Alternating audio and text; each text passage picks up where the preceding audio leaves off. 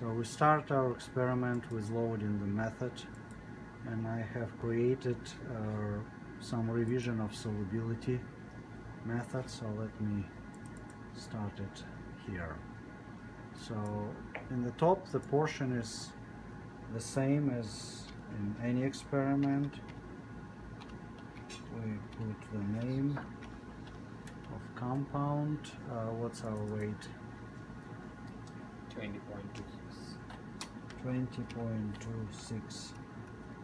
So with weight, it's important to keep in mind for solubility experiment, in order to measure solubility, we need to put enough weight that we ensure that it will be solid in the vial. So it's solid across all the titration range? No, it's solid in its intrinsic region.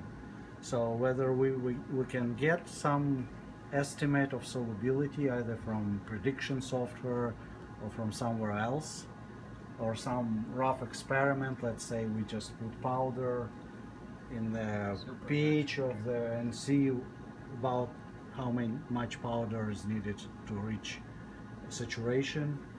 So we need to put more powder that in intrinsic region we will ensure the solubility. Otherwise it will be a very long pKa experiment. So what's our 364.7 and Ram prepared it, and then it's solubility development. So unlike in the pKa experiment, when the substance doesn't really matter and it doesn't affect how the software calculates and creates an algorithm for the next point, in the solubility experiment, the more you know about your compound, the more intelligent your experiment will be. So you can leave it the way it is, but in order to do a really good experiment, we need to know more. So right now we know that this is ampholyte, which has 2 pKa's, and pKa is 9.4 is a high pKa, and 7.5 is our next pKa. So the lowest solubility will be, because this is ampholyte, the lowest solubility will be between these two pH, 7.5 and 9.4. That's where we will expect most precipitation. So you know which one is basic, which one is acidic pKa? In ampholyte, it's always acidic pKa is higher than basic pKa. If it would be different, that would be called Zwitter ion. But Zwitter ion is charged across the whole pH range, and usually Zwitter ions are very highly soluble. So also important parameter to put here is estimated solubility, and as we go along the method we will know why. So we for this particular, this is a known drug, so we know that solubility is around 120 microgram per milliliter. So let's just leave 100 as an approximate number, or obviously when you have research compound you will not know this number exactly, so you would put as best estimate as you can for the solubility value. How about log P?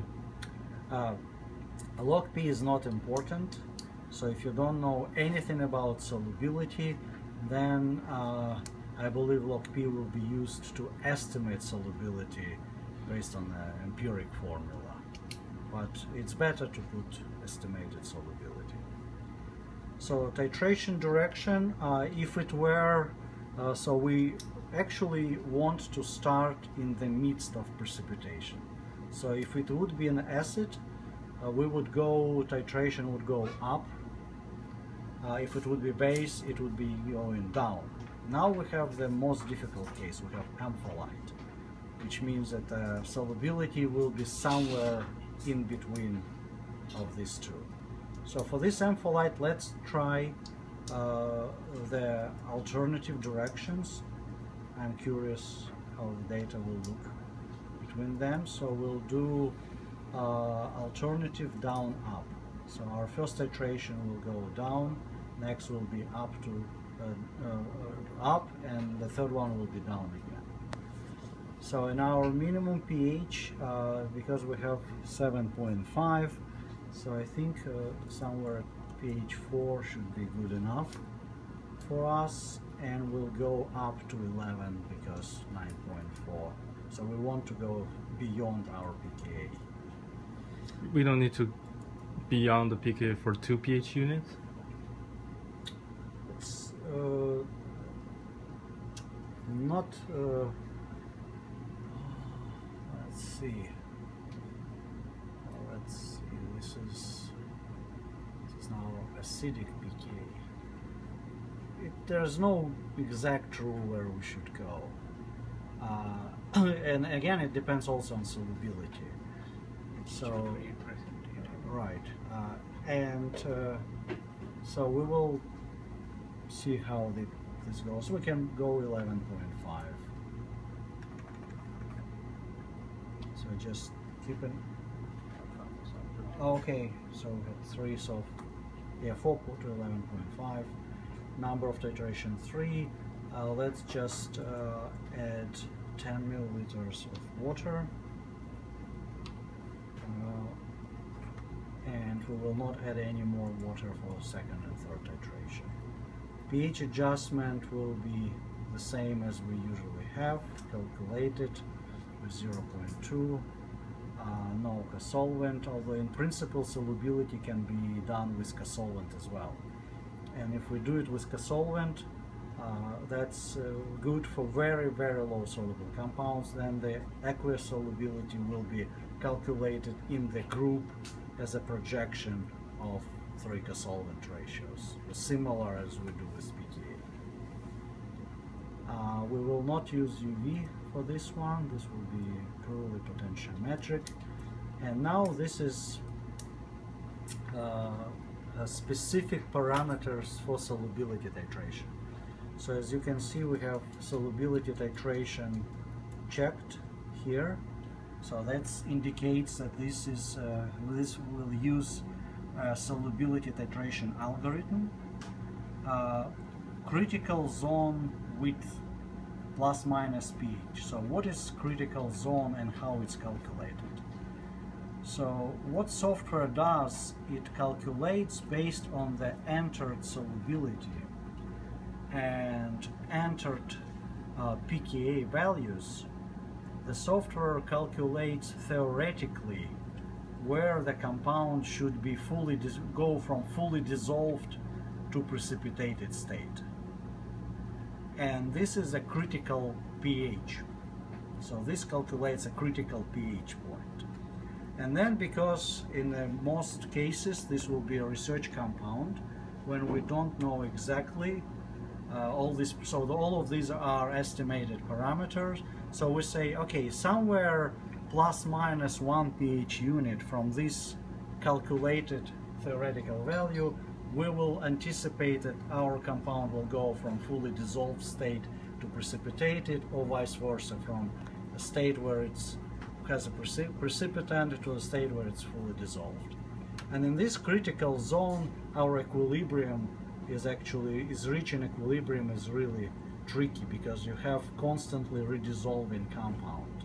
So we usually want to go with a smaller step, pH step, in this region. And in this, so these two parameters are available to the user. If you increase this step, the titration will be slightly faster.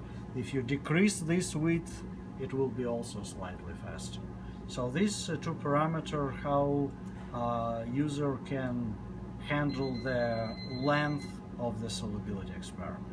If we have very little knowledge about our compound, we would expand this critical pH width, but it will slow down our experiment. If we are pretty sure about where the compound precipitates, we can decrease this width and, let's say, increase the pH step in critical zone, and this will speed up our experiment. Now, in terms of parameters, there are a couple, again, parameters which are used differently. One of them is stir time after water added is usually longer. We want to put all powder, homogeneously mix all powder, so to create a suspension here. Do we need to pre-wet the powder? In principle, we could pre-wet the powder. Yes, we can try that. If you pre-wet the powder and create your suspension ahead of time, then you probably don't need as long time after water added. So let me just here, I will decrease it because there is additional time after that. So stir time after titrant added, again, it's a bit longer than in our regular experiment. We may probably again decrease it a little bit, so these are still parameters which we try to optimize. So delay before stability readings, I increased this a little bit just to have more time for powder to settle. Stirring speed is higher than in the usual experiment, it's 30 instead of 20. Now there are two additional parameters here. One is precipitation titrant holding time. So this is additional delay after water is added, and then we adjust pH to our initial pH. We give it additional time. So we give additional 10 minutes to stabilize after we add titrant to our initial pH. And another delay time is when we adjust pH. We actually have additional time delay after titrant is added, so we anticipate that we may have a drift in the pH, so we wait longer time there. pH equilibration timeout, it's increased here. It usually is not a critical point because by time it goes to equilibration pH reading, it's already equilibrated, so it's very seldom reaches this 300 seconds, so usually this pH stability limit is reached much faster, and number of pH stability points is 10 as in our usual experiment. So that's all what relates to this.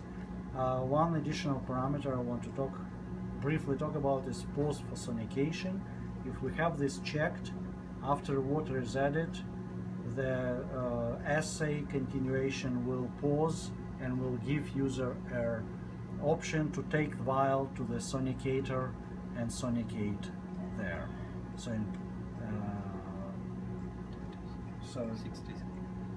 actually it works the way if user is not here, it doesn't respond. In 90 seconds it continues automatically.